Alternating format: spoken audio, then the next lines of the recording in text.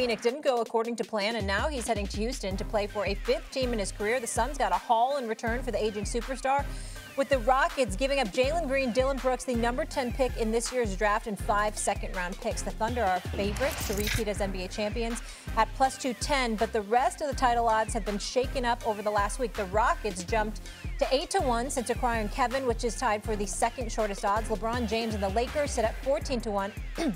Excuse me, with Steph Curry and the Warriors at 22-1. Okay, Keith, I'll start with you.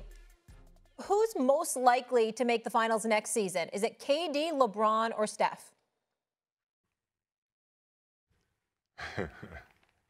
No, y'all going to say something about me playing for the Lakers last year, but the Lakers are in better position because of the familiarity they have around LeBron, right? Obviously, they have to get a big or in the guard, but you don't have to change much, right? When you look at Houston implementing Kevin Durant, other than that starting five and Steven Adams coming off the bench, you have a bunch of guys that you really don't know what you're going to get as going to be a big-time role player up and coming future, right? They still have some guys that has to grow. So when you look at it that way, as in today, I would say the Lakers are more in prime position to be able to get a title. The Lakers, interesting. My answer is Houston today. Today doesn't matter because they're not playing tomorrow. So my answer today is Houston, and that's why Durant was so excited to get there. That's why he forced himself there, because he loved the fit there. That's why he was so happy when he got that. The Lakers, however, they have assets that they can make a move. They did already make a move for a center, and then they rescinded the trade, so we know that they can do it.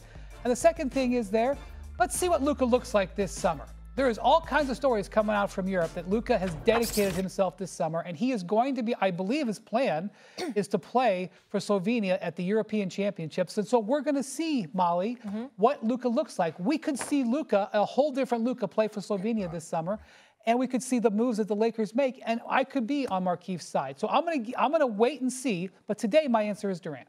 I'm gonna go with Houston. I'm gonna go with Houston.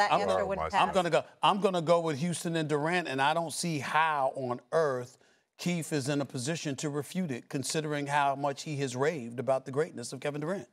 I mean, is he that great or is he not? Yeah, but yes, that's one player. That's one player. Hold on. I'm coming to you. Well, so is Luka. That's one player. Yeah, now he's got LeBron. But no depth. And when you look at the Houston Rockets, who were the number 2 seed in the Western Conference, by the way, last year, you look at Amen Thompson, you know this brother's going to be special. You've seen him up close and personal. You know how special this brother's going to be. Şengün is no scrub. Okay, you kept Van Vliet.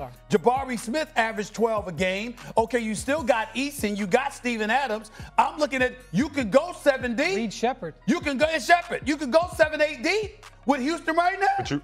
But you made my point. You don't know what these guys are going to do. He just, Wendy just said he didn't know what Luka was going to look like. You telling me that you know the production that Tyrone Easton and Reed Shepherd is going to bring to a team like this? Because they're role players. What they lacked was a star, a bona fide star. But they didn't even play that. They no longer have that. Reed Shepherd didn't play last year. Excuse me? I'm sorry. Reed Shepherd didn't play last year. Fair enough.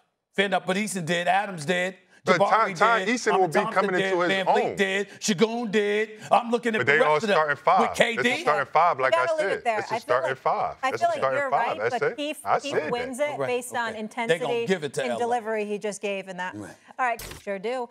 Tomorrow night is the NBA draft with Cooper Flagg all but guaranteed to be selected first overall by the Dallas Mavericks. After that, anything goes, and we are excited to find out. Wendy, what is the biggest storyline heading into the draft? Yeah, so Cooper Flagg's going to go 1. Dylan Harper is going to go number 2 to San Antonio. Then the draft really starts. What Philly decides to do at 3 is going to have a cascading series of effects.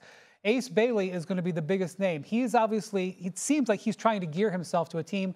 We're not really sure. Will a team take him, maybe like the Utah Jazz, that hasn't worked him out? Watch New Orleans at 7. They have traded for an extra pick in this draft as they try to look at moving up. And Toronto at 9. Toronto has offered the number 9 pick a couple of different places around. So a lot of potential surprises and unknowns in the top 10 tomorrow night. Go ahead, Keith. I would say it would be the movement of how it looked with teams trying to get assets to maybe jump into the lottery to get picks, or just maybe move those picks and make those teams better. After like the I would say like the 10th or 11th pick in this draft, or maybe the lottery. It's a lot of unknown when it comes to the players. So I would say just the things that's happening around the draft that's happening behind closed doors. I completely agree with you, and obviously we all know Cooper Flagg is going number 1. I'm going to be real interested in seeing what happens from the 3rd pick on. I just have a fascination with one dude, and I mean, this kid, Jeremiah Fears out of Oklahoma. He's moving up. Let me tell y'all something. Are you ready for this? Kyrie Irving. Wanna try to boast at what I look like. Try to wear I pull up all brains. Jimmy with the heat, I'm on fire. NBA over here,